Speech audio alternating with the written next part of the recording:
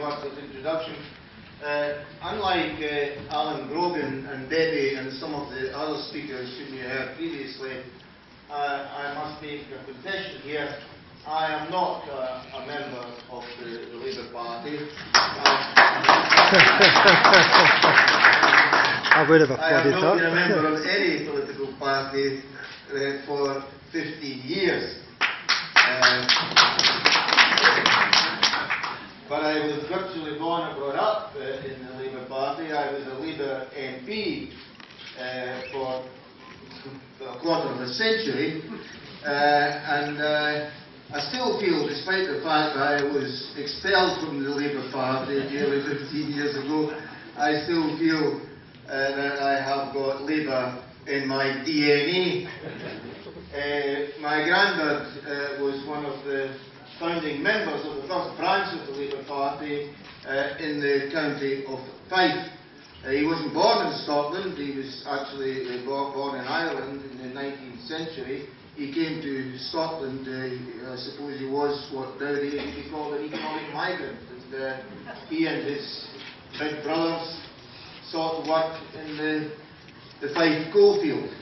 And my granddad devoted virtually his whole life to working within the labour and trade union movement to improve the lot of his fellow workers and to fight for better opportunities for his fellow citizens.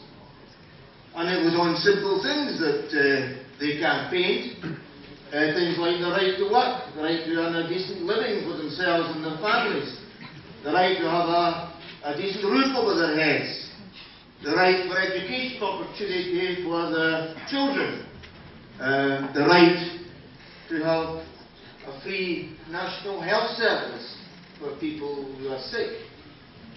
And what fired these Labour pioneers was a hunger. Sometimes it was a real hunger, a hunger in the belly, but always it was a hunger for social justice. And I feel that it is that same quest for social justice which fires many people today who are involved in the campaign for independence for Scotland. It's a difficult job sometimes trying to convince loyal Labourites, traditional Labour voters who, like myself, Labour born and bred. It's a difficult job, I find at times, trying to persuade them to vote yes in this forthcoming referendum. I came across a woman recently. I met her in the street. She was a long-time supporter of mine, a former constituent, when I stood for Parliament all these years ago. And she said that she'd always voted for me through thick and thin, but this was just a step too far, she said. No, you're not asking me to vote yes in this referendum, son. No. I can't vote for the SNP. I can't vote for Alex Salmon. No. My father would kill me. So I said, well, look, Janet, for a start, your feelings beat deep. 20 years. You're taking your nuts for. And listen, I'm not asking you to vote for the SNP or for Alex Salmon. I'm not asking you to vote for any party in this referendum. I am asking you to vote for a better Scotland, because a yes vote in this referendum will empower you and all the rest of the people of Scotland to elect a government of your choice. And I think that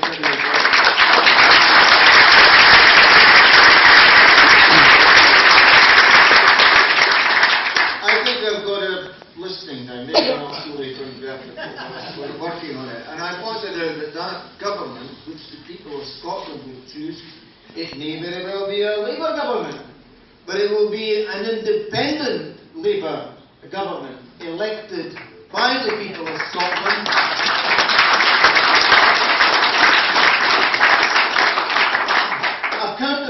to the people of Scotland, and, most importantly, reflecting the needs, the wishes, the values, and the aspirations of the people of Scotland.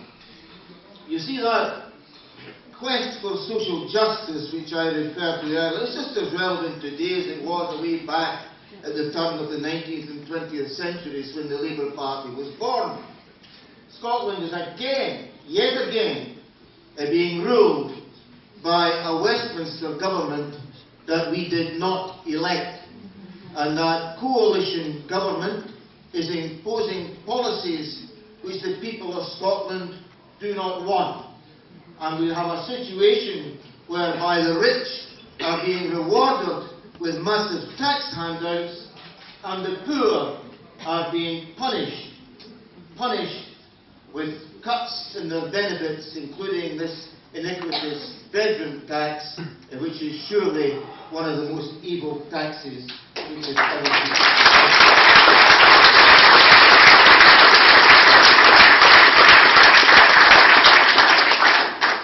And all I can see by way of a recipe on offer at Westminster is austerity and more austerity, even from the opposition benches.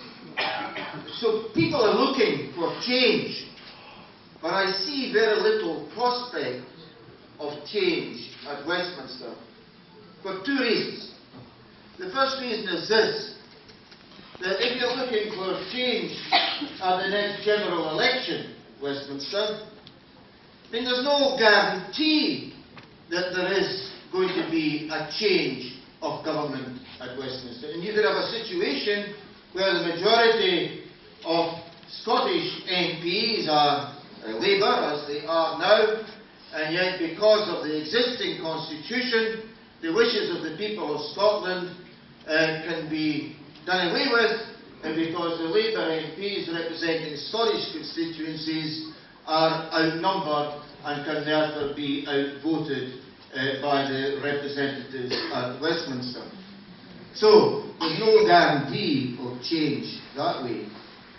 I also put it to you that even if a Labour government is elected at the next general election at Westminster, past experience tells us that that does not guarantee that we shall see the kind of radical policies which I believe that the majority of the people of Scotland want to see. Because we have seen from past experience Labour governments getting elected and then diluting or ditching the radical socialist policies which the Labour Party once believed in. And the reason why that dilution or ditching of policies is taking place or has taken place is very often because of events and circumstances out with Scotland.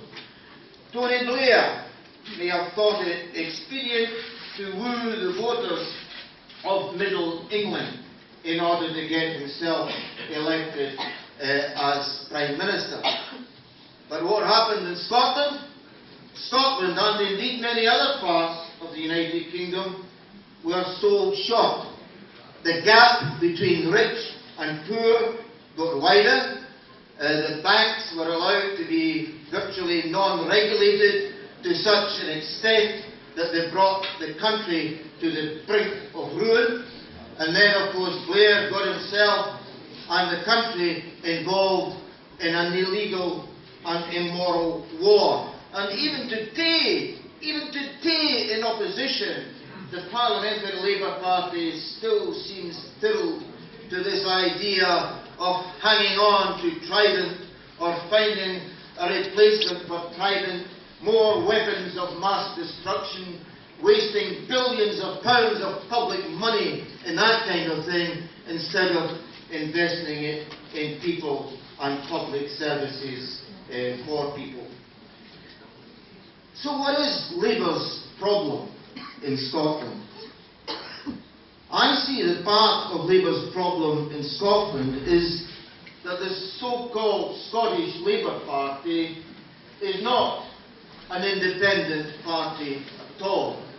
it is very much tied to the British Labour Party, tied by the apron strings, to such an extent that, you know, we've always got the leadership in Scotland looking over their shoulder, almost begging permission to bring about new policies. And of course, just as previously I said, that Westminster can always outnumber and outvote the Scottish representatives, so it is in the British Labour Party that the British headquarters can always overrule the Scottish Labour Party, especially on policy matters which are reserved to Westminster. So, I think we've had enough of this Scottish Labour looking over the shoulder to see what the big bosses in London are saying. I think that the traditional Labour voters in Scotland deserve better, and they deserve the right to choose a different path. And I believe if they were given that right, then that different path would be a better path. Why do I say that? Well, I have evidence to say that. The Scottish Parliament has been in existence now for over 14 years.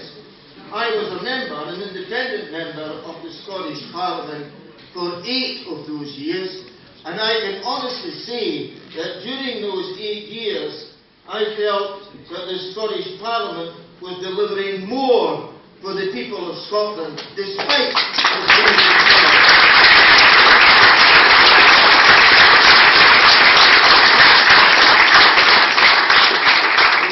So despite the limited powers of the Scottish Parliament, we can see some tangible benefits which have been delivered by that Parliament.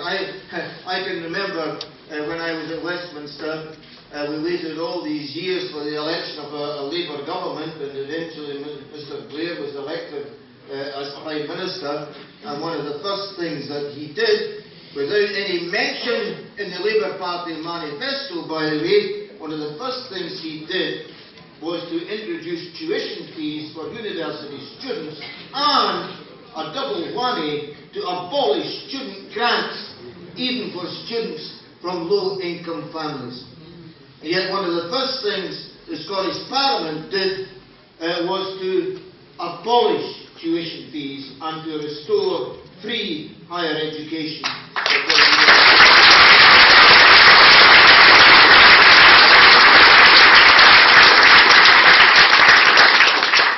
I can think too of Nye Bevan's great creation, the National Health Service. His dream of a publicly owned National Health Service, freely available to all at the time of need. Well, that principle, even in Bevan's time, was partially abandoned when they introduced prescription charges. And it was a government, a Scottish government in the Scottish Parliament which abolished prescription charges, and just as importantly, more importantly, is making sure that the National Health Service remains a publicly owned service instead of all this creeping privatisation of the National Health Service which is taking place south of the border.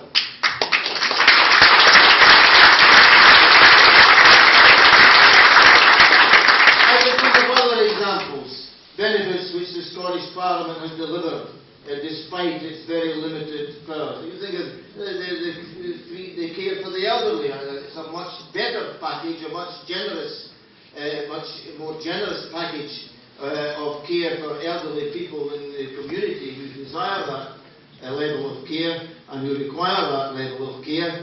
A much better package was delivered in the Scottish Parliament compared to what people have south of the border.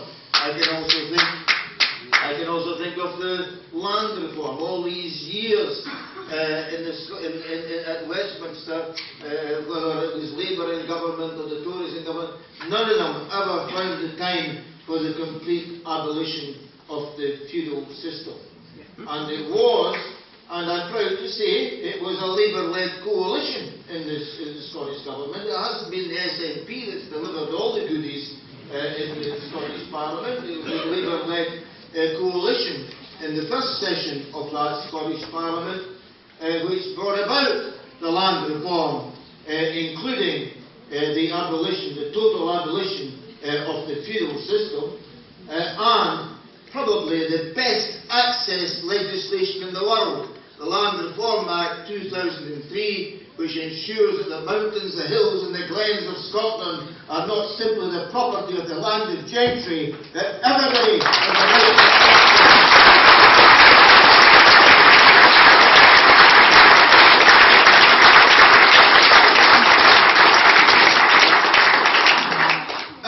on and on outlining the benefits of the Scottish Parliament despite its limited powers, but all I would ask you to say is this, just to ask you to consider that if the Scottish Parliament had the full powers of an independent Parliament, then it would be able to do so much more.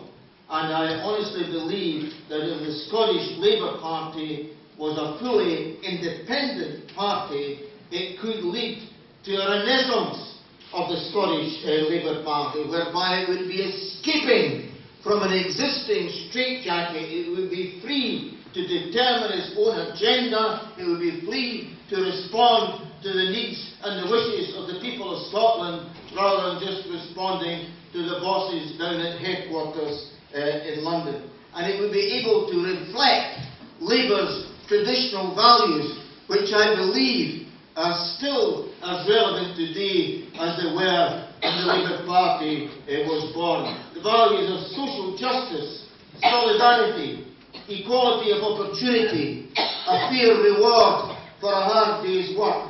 These are the values which the Labour Party has always stood by, and I think if Labour were to return to these values, and the Scottish Labour Party were to put forward to the people of Scotland a genuine Labour manifesto to create more job opportunities, to bring about a fairer system of tax and welfare, to bring about things like bringing our postal services back into public ownership, and bringing about the complete abolition of the trident nuclear weapon, then I believe that the people of Scotland will respond, and we will see a Labour government in Scotland committed to radical socialist policies. We would also see the opportunity for the construction of a new social and economic order whereby freedom of people is deemed to be more important than the unbridled freedom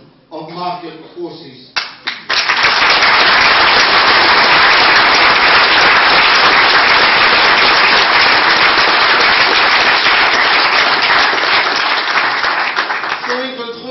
This. A yes vote will not alter Labour's historic mission. It will enhance the possibility of the fulfilment of that historic mission, certainly in Scotland, by the building of a fairer society. And I believe too that other parts of Britain would then feel more than tempted to follow suit. And I think it will be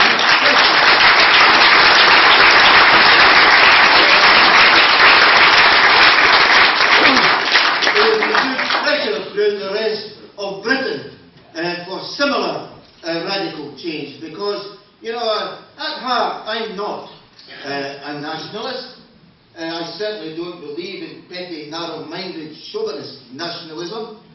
I believe in internationalism, and I think that we should be concerned about our colleagues south of the border in a new Scotland. And I honestly believe that if we were to be showing the example of socialism in Scotland, then other parts of the rest of the United Kingdom would be following suit. And remember this, that one of the traditional values of the Labour movement has always been international solidarity. But international solidarity is not something that was invented by the United Kingdom, and it is not something which is confined or should be confined to the United Kingdom. It is something which is truly worldwide. There's an old phrase in Scotland, we're all Jock Thompson's bairns. Some people translate that as saying we're all God's children. Well, whether you believe in God or otherwise, another translation which should appeal to everybody is, we're all citizens of the world. And I want to see, not just a free of Scotland, but I want to see a world where all the citizens of that world are treated as equals, irrespective of their colour, their nationality, or their ethnic origin.